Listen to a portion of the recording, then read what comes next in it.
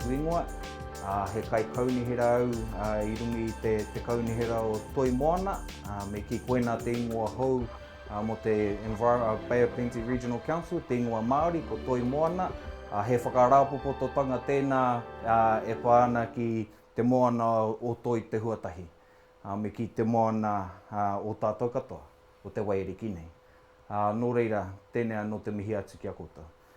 So my name's Arapeta Tahana. I'm one of the regional councillors at the Bay of Plenty Regional Council, representing the Okure rohe, so the Rotorua rohe. You guys may know that the Bay of Plenty Regional Council has 3 Māori seats.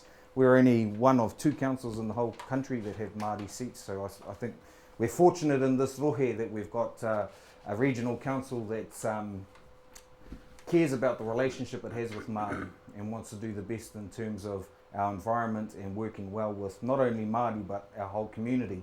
And the kaupapa that we're going to talk about is a challenging kaupapa. And some of you may have seen some of the articles in newspapers or on TV recently, people complaining about some of the impacts that this may have on them. This is an opportunity really to give you a bit more understanding about what it's all about. Because whilst there's impacts, there's a reason that we're doing all of this, and the ultimate reason is that we want to see our lake clean. And I think for Māori, for Te Arawa in particular, this is a big kaupapa. Historically, we've fought a lot of fights in order to clean up our lake, and this is part of that process. It's a fairly complex kaupapa, so I'm trying to kind of make it as simple as possible so it's easy to understand. But if there's anything you're not clear about, feel free to ask, and I'll do my best to clarify what it's all about. So just a couple of key facts, I suppose, before I get into the presentation proper. First one is that 25% of the land around the catchment, the Lake Rotorua Catchment, is owned by Māori trusts and corporations. So when I say the catchment, I'm talking about the land surrounding Lake Rotorua.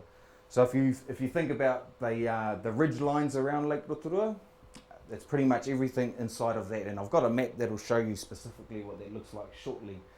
As I mentioned, this is going to have implications for the future use of our whenua. And we need to be aware of what those implications are. And then finally, we haven't received a lot of submissions from Māori. And for me, that's a little bit worrying because I really want to hear from our whānau what this means to them and what their concerns are, what they think the opportunities are, whether they support aspects and whether they don't like aspects. Because if we don't hear that kōrero, it's hard for us to deal with it. So this is an attempt to try and let as much of our whānau know what's happening with this kaupapa. It's really about raising awareness and encouraging your feedback. So just a little bit of history to put this all in context, because essentially it's about the health of our lake, and it's useful for us to go back and just understand the history and how we got to this point and why we've got this paru in our lake. And that takes us back into the 70s. And back in the 70s, the Rotorua District Council of the time began discharging sewage into the lake. So a result of that is that more nitrogen was getting into the lake. And I'll talk a little bit about sources of nitrogen, because sewage isn't the only one. There's plenty of other sources. I'll get into that shortly. In the 1980s, we started to see regular algal blooms. So some of you might recall, even in recent years, there's been times where we've had algal blooms in our lakes and we haven't been able to swim in it. I grew up at Rotorua, and there's been, I know in the last 10 years, there's been times where we've been told we can't go and swim in our lake. And of course, for us as Māori, that's a pretty sad thing. And I certainly don't want to be looking down from heaven in 100 years and seeing my mokopuna not being able to swim in their lake. So these are the impacts of too much nitrogen getting into our lake, along with other contaminants. In 1986, scientists and engineers start thinking about the nutrient inputs. So what are all the different things that are getting into the lake that are causing these problems? And around about that same time, they identified what they thought was a sustainable load. So effectively, when we say a sustainable load, we're talking about how much nitrogen, how much paru can the lake handle before it starts to cause problems. Because nitrogen in itself isn't a bad thing. Nitrogen's a naturally occurring element. It's already in our environment. The problem we have, however, is that once you get too much nitrogen, it starts to cause problems. And that's where we're getting the algal blooms. We're getting poor water quality. poor water clarity, all of those issues that many of us are aware of, having seen the degradation of our lake over the years. In 1990, the Rotorua District Council did some work to upgrade their sewage plant and their treatment processes, and that has gone some way to improving the amount of nitrogen that's been contributed into the lake via sewage. In 2001, a trophic level index target was set at 4.2. Now that's a whole lot of gobbledygook words, hard to understand. Essentially, trophic level index is a measure of water quality. It was set based on the quality of the water in 1960s. So at that time, we asked the community, if we're going to fix up the lake, what state do we want it to get it back to, or get it into? And the commentary from the community was that they wanted to see the lake back into the state it was in the 1960s, before sewage started getting into our lake. They want that level of quality. And I think if you go back in time, we were using the lake a lot more, and I think if you think about some of our traditional practices like ramakaura, the capturing of murihana and those kind of species, we did that all the time. It was a natural part of our life, but over time, at least in my experience, things like ramakaura, much harder to get kauta nowadays, much less kauta in our lakes. All of these things are interrelated. In 2006, the Arawa Lake settlement occurred. So that was when Arawa regained the ownership of the lakes. And I suppose the important part, the thing that came out of that settlement was a co-governance arrangement. So at that time, part of our settlement was Arawa said, we want to be at the table making decisions around how our lakes are managed. And so the Rotorua District Council, Bay of Plenty Regional Council and the Arawa Lakes Trust formed the Rotorua Lake Rotorua Strategy Group. So they're the three partners that are part of all of this program. It includes this mahi here, the managing nitrogen loss, but also a number of other work programs that are happening to address water quality throughout all of our lakes within Arawa. In 2010, the regional policy statement notified what the rules or what the limit would be in terms of the sustainable load in the lake. So the regional policy statement is a planning document, I suppose a master plan for the region, for the Bay of Plenty region, that sets targets around our environmental outcomes and the quality of our environment. And in that policy, it set the standard of a sustainable nitrogen load, what our lake could handle. And that became a target that's now in all of our plans in terms of what we want to achieve moving forward. In 2012, there was an appeal leading into 2012, there was an appeal from some of the farmers within the catchment that these rules were going to be too much of a burden on them, and they wanted the terms changed slightly. So there is a bit of an agreement in there where the council agreed with this collective of farmers that we'd change the rules slightly. Basically, the outcome of that was to give them a bit more time to achieve these targets that we're setting. So this is the catchment area. I mean, the simple way for me to look at it when you're standing outside is to kind of think about the ridge around the caldera. But specifically, these are the lines. And you'll see that it does go quite a fair way up. It later got changed to include these shaded areas. And the reason it got changed is because these rules need to apply to where the groundwater is. So obviously underneath all of our whenua, there's aquifers and so forth. The science was telling us that the groundwater catchment is these areas here. Anna, one of the questions I've had from a trustee is this all in the Bay of Plenty Regional Council side versus the Waikato Regional Council? No, that's a really good question. Some of the red hatched area is not in our rohe, it is actually in the rohe of the Waikato Regional Council. Yep. So some people who we're saying are contributing nutrients to our lake do not actually fit within our region. So some work is being undertaken to liaise with Environment Waikato, because obviously we don't have mandate to apply our rules to them at this stage. Sure. But what we're wanting to do is start discussions with all of those people who this is really new to, all the people who are newly captured by this proposed rule.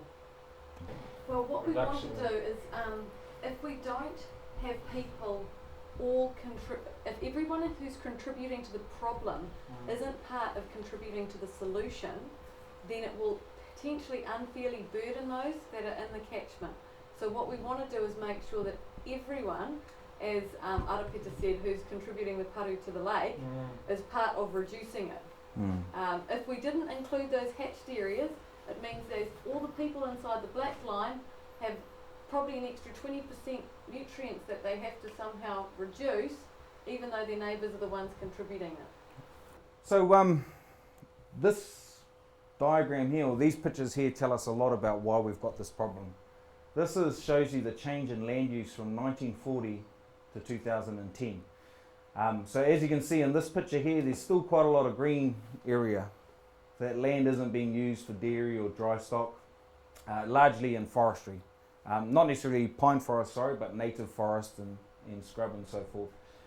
By 2010, you can see there's a whole lot of intensification. All of these red dots here relate to dairy operations. All of the yellow relates to dry stock. So we went from not too many farms in the catchment to 2010, a whole lot more farms in the catchment. Also a much bigger urban area. So there's very little urban area back in the 1940s compared to 2010.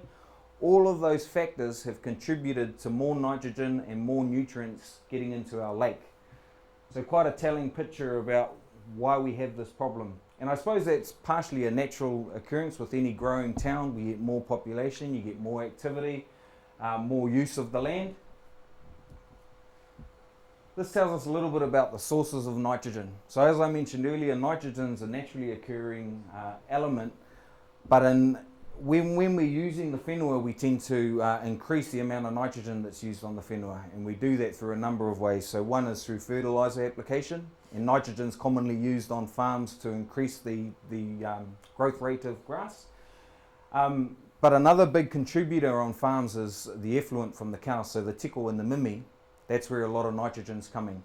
And because particularly female cows, our dairy cows, they tend to drop all of their mimi and tiko in one spot.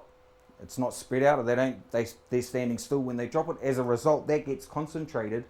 The grass can't suck it up, because normally the grass, if there's not too much nitrogen, it takes it in and it uses it and it helps it to grow. But if you get too much nitrogen in one place, the plants can't use it, the grass can't use it. That nitrogen starts sinking down through the soils and eventually ends up into the aquifers in the groundwater table. From there, it slowly makes its way down to the lake. And some of the science tells us that process can take 40 years. So some of the problems we're seeing now are from farming practices 40 years ago. And it's part of the reason why we need to start changing this pattern. Because if we don't change it now, this problem's still going to be here for 40 years. Even if we stopped all farming, all of these sources of nitrogen right now, you're still going to have the problem for some time. This graph is telling us where those different sources of nitrogen come from. And this big chunk here, approximately 75%, relates to pasture. So when I say pasture, that's essentially our farm. So where we're growing grass in order to feed animals. Some of the other contributors are cropping. So where you might have maize on the farm or other forms of crop. Exotic forests, so even our forests, both pine forests and our native forests, they all contribute nitrogen, but at a significantly lower rate.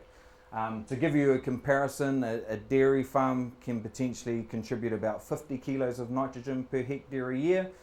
Forests will contribute about 4 kilos of nitrogen per hectare per year. One of the other interesting ones in here is geothermal.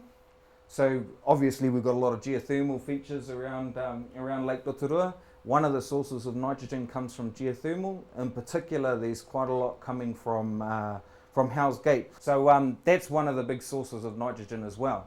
And there's some mahi going on there. We've got a denitrification plant that's essentially picking up the water, cleaning out the nitrogen, and then putting the water back into the stream, and it flows out. So those are some of the sources of nitrogen, or the main sources of nitrogen. Actually, sorry, one I missed out there is urban. So the urban relates to our wastewater, stormwater, and so forth.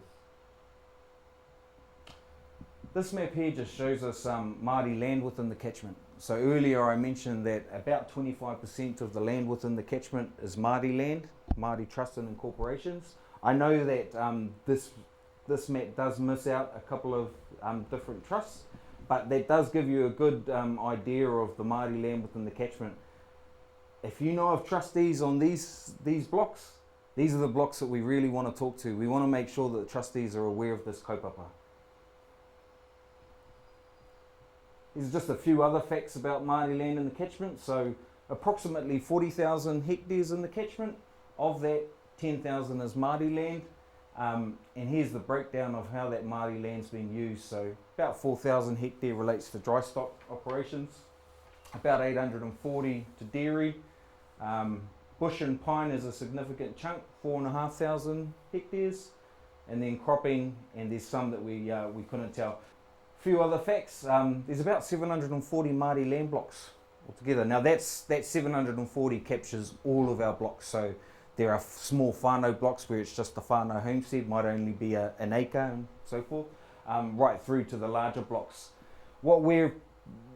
Who should be interested in this is anyone who's got at least 2 hectares of land, or if they're contributing more than 10 kilos of nitrogen a year.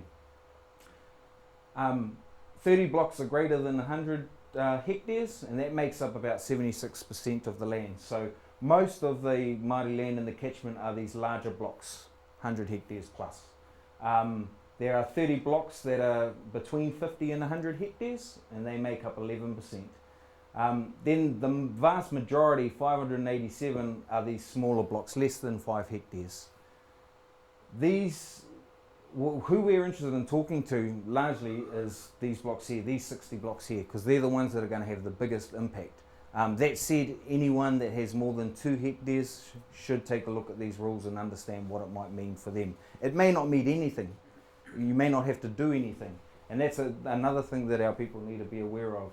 I think one of the worries, I suppose, of learning about this stuff through the daily posts and what we see in the media is you only kind of see one angle of this whole story. So important that you kind of understand the detail. This stuff here is just talking about the land use classification. So land use classification talks about the topography of the land, so the steepness of the land.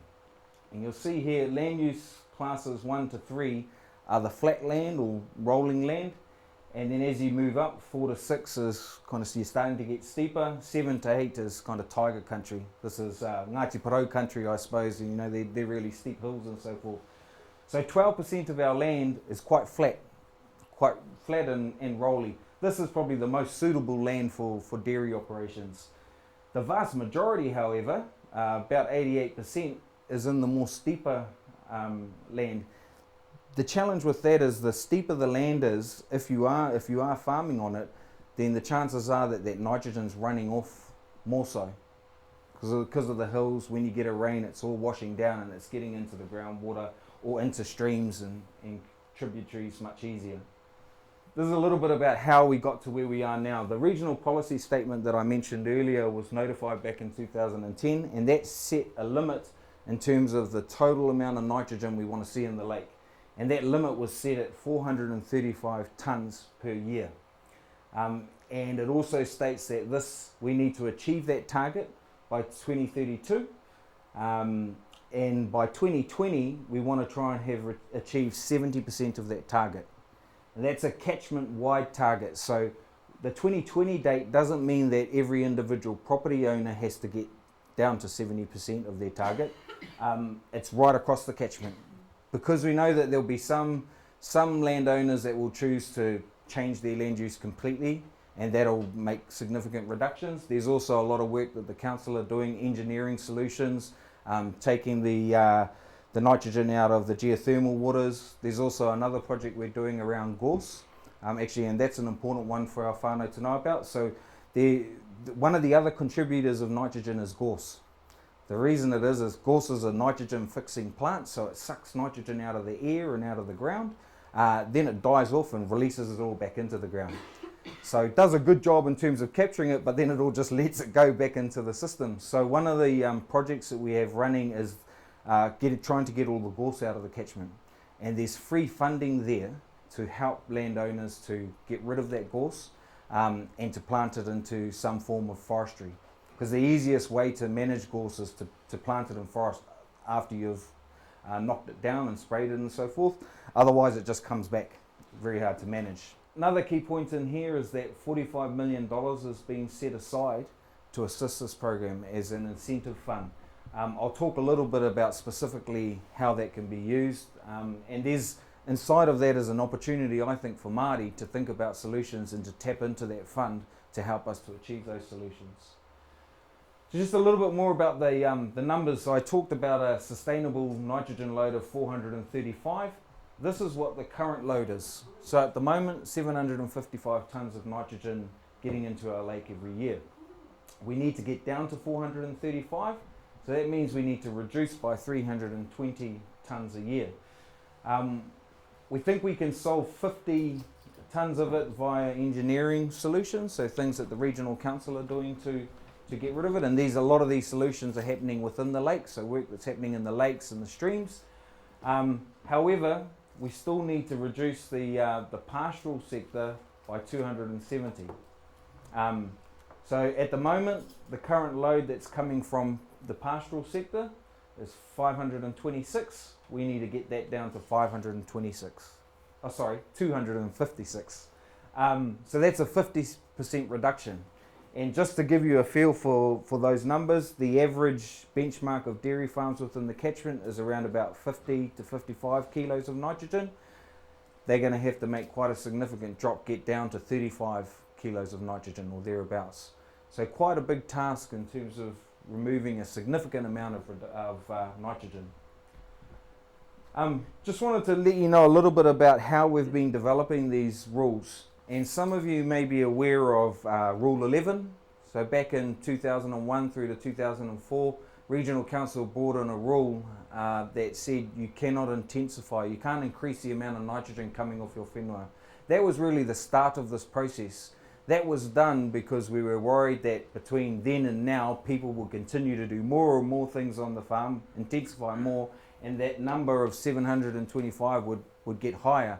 And we'd come to this point and we'd have a larger reduction to try and achieve. Having said that, at the same time, there's quite a lot of kickback from certain parts of the community. They didn't like this idea of having to cap the amount of intensification on their whenua.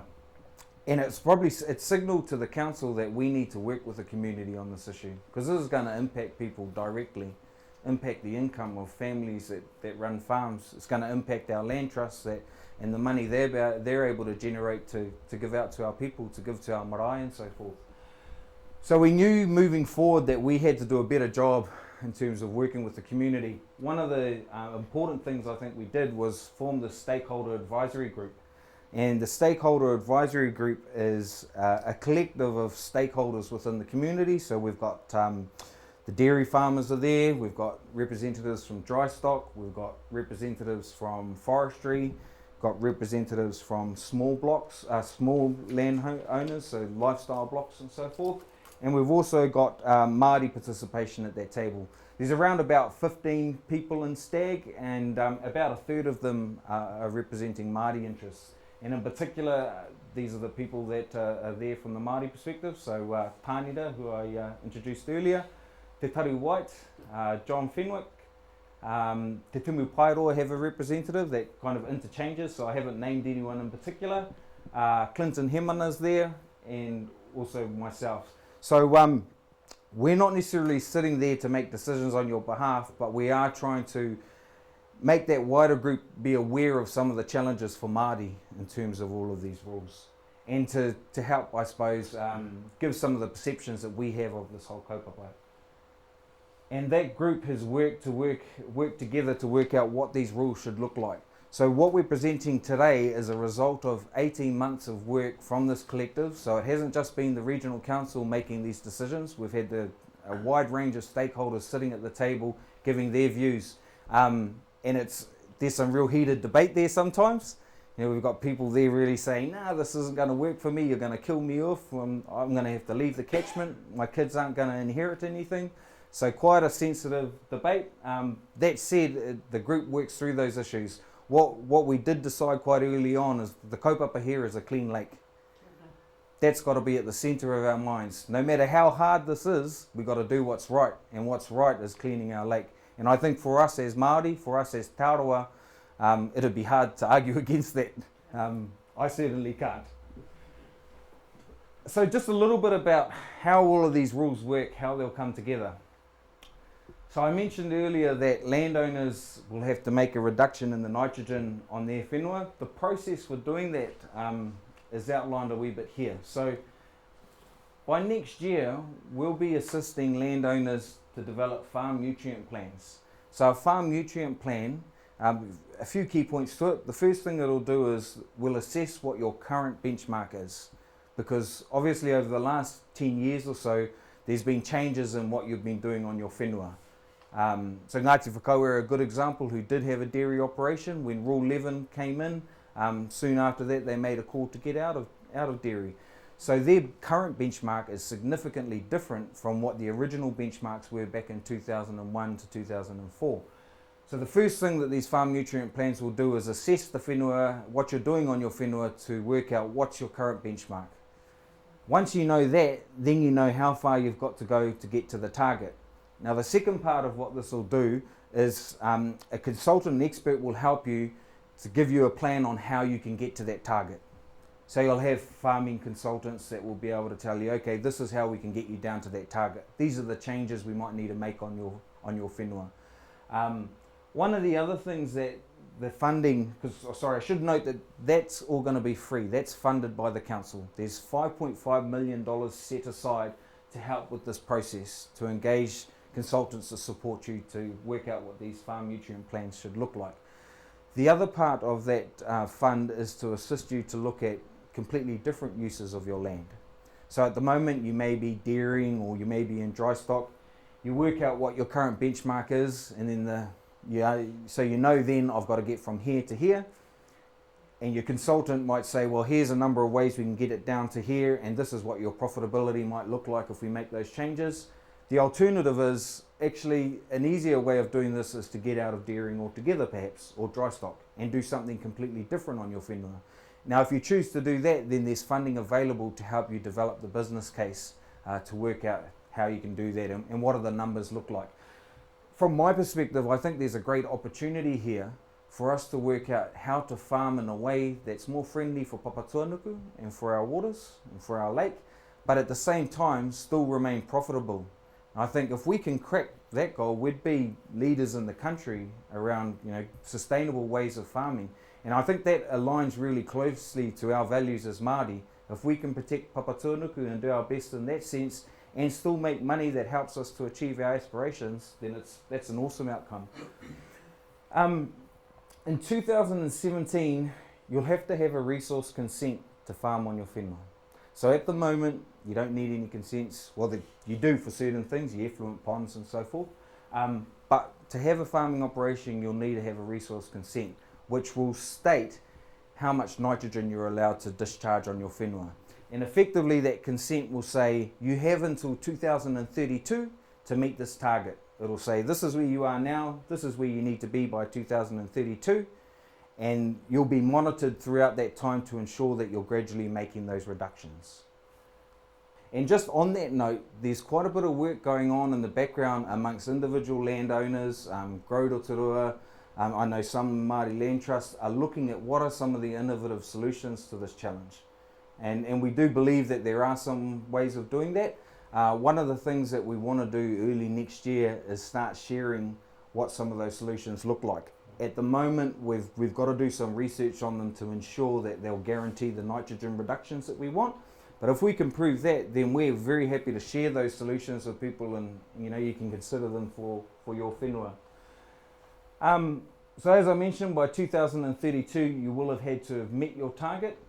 In terms of those targets, the numbers at the moment are sitting around these amounts. So if you're in dairy farming at the moment, you'll need to get down to 35 kilos of nitrogen per hectare. That's what you'll need to achieve. As I mentioned earlier, the average around the catchment at the moment is around about 50 to 55 kilos.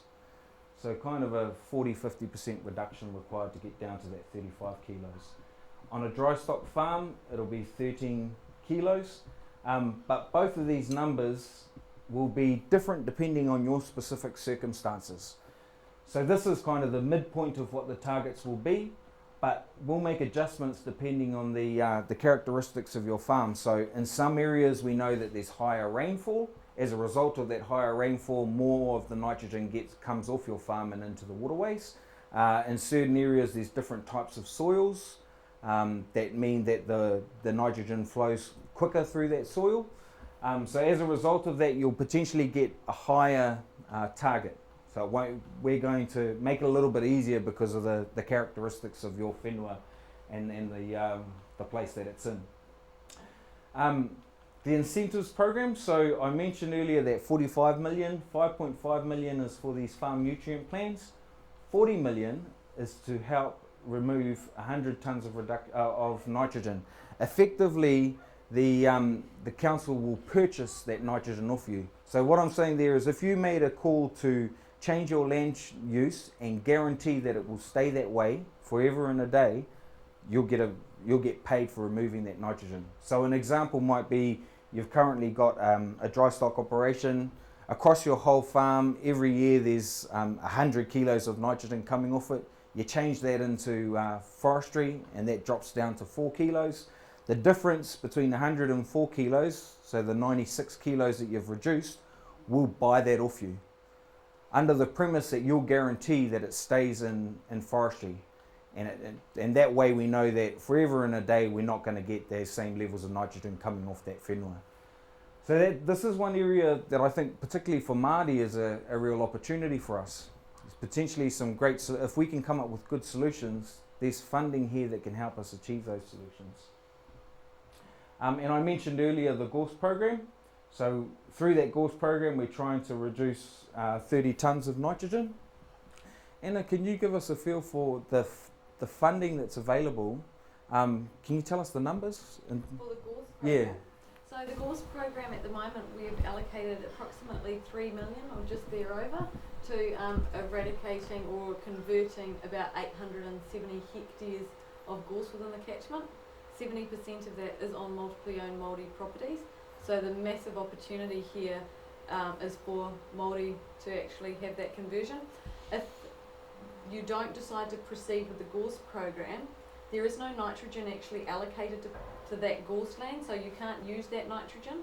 At the moment, under the current rules, the nitrogen from gorse is about the same as forestry anyway.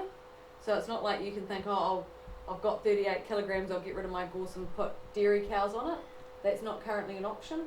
So the options are you leave it in gorse, or at the moment we're offering funding to convert it to forestry or trees. Now that doesn't mean, and I'm really clear on making sure that it's not the trees that we're focused on, it's the nitrogen.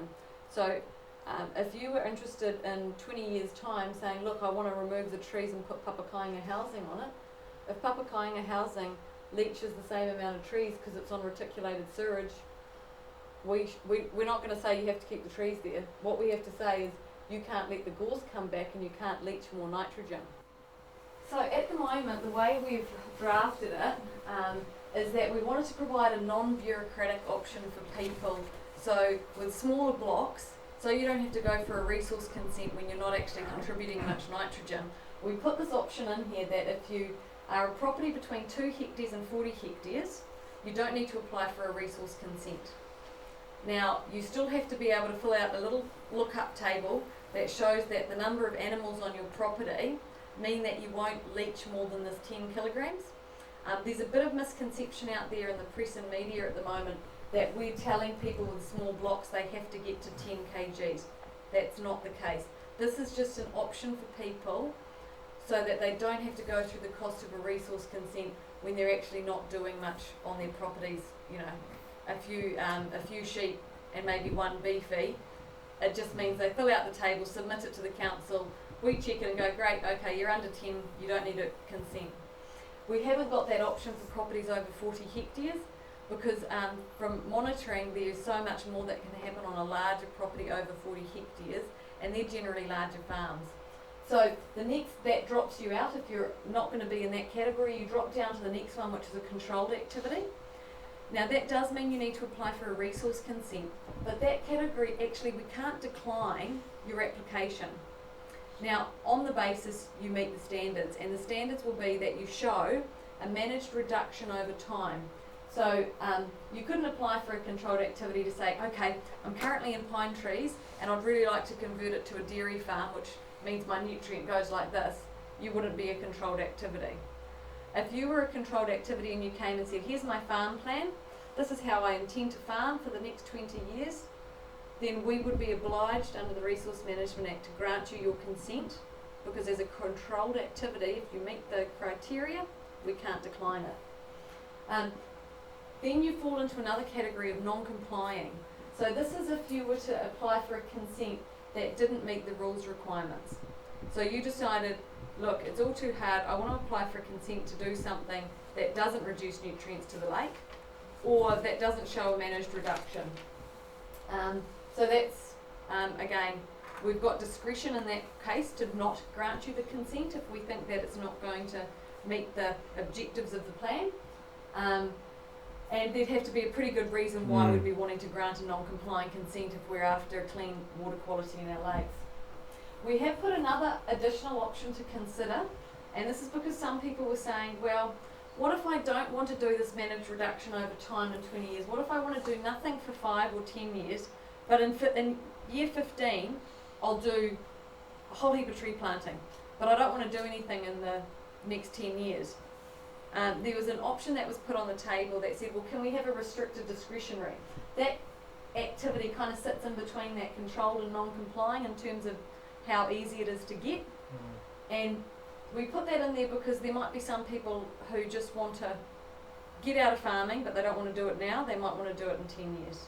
So we've put that in there as an option, and we'd like to hear your feedback on it.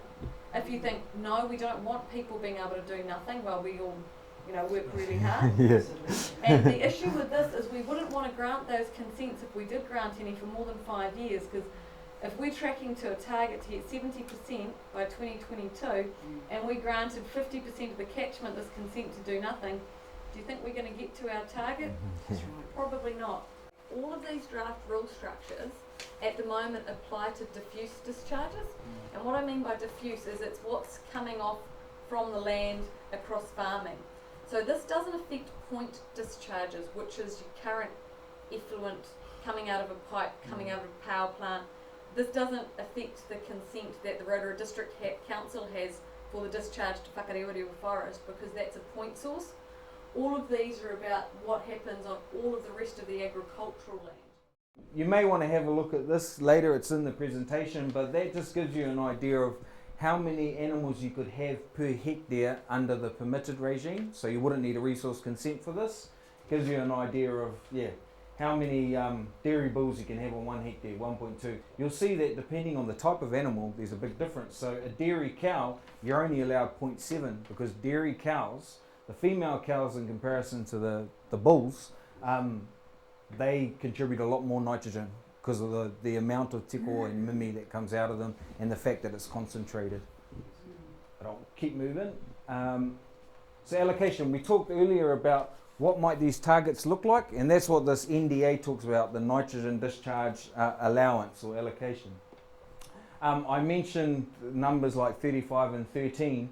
This is the actual range, and what your target will be will depend on the characteristics of your whenua. So if you're in dairy at the moment, you'll end up with an allocation somewhere in this range, between 30 and 40, again depending on the characteristics of your whenua. If you're in dry stock, it'll be in this range, 10 to 20. And forestry, we've already mentioned, is 3 kilos, and that's safe. And we think that means an average reduction of about 30% for dairy farms and about 20% for dry stock farms. This gives you kind of a rough feel of what the benchmark might look like, or your allocation might look like. So if your Rule 11 benchmark is around these numbers, then it's likely that you may end up with a benchmark like this, and you'll see that the higher your benchmark is, the higher your allocation would be. This is a useful little slide that kind of shows you an example of how you'd have to change under these rules. So assuming that you had a farm, 100 hectare farm, 10 hectares of it in trees, the dairy platform's 80, dairy effluents 10 hectares, so where you spread your dairy effluent, and these are the amounts of nitrogen that would be coming off the whenua, giving you a total average benchmark of 46.9.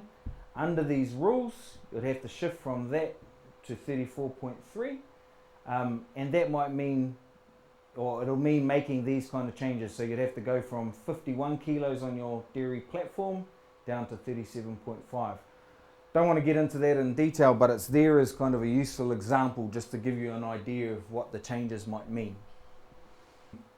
Just as a summary, I really appreciate that this is a major challenge for our community, Te Arawa and the wider community.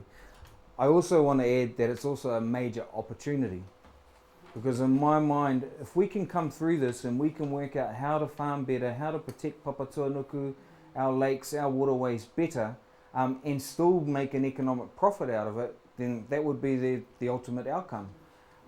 So hence the reason I want to add the opportunity in here, because a lot of the stuff we're seeing in the media at the moment, it sounds like this is doom and gloom. The other thing I'd add to it is that, take the time to get into council and get the advice. There's free support there. Find out specifically what it means for your whenua, because this is different case by case, depending on what's happening on your whenua. And that's free advice, so it's not going to cost you anything. Tap into it. We've talked about the rules that'll be coming in, the new resource consents, the allocation that you're going to get, and the fact that there's this incentive fund to assist you in making those changes and to understand what it means on your piece of whenua. The final thing I want to say is that it's important that the council hear from you. Now, we can't address any of the issues, the challenges that you see with this whole model if we don't know about them. And whilst those of us that sit at the stag table that are Māori, we do our best to say what we understand, we can't know what everybody is thinking. So I really want to encourage you to make a submission, to get along to hui like this and understand the issues, and let us know what you like, what you don't like. That's all going to help us get to a solution that's the best for all of us, and most importantly for our lake.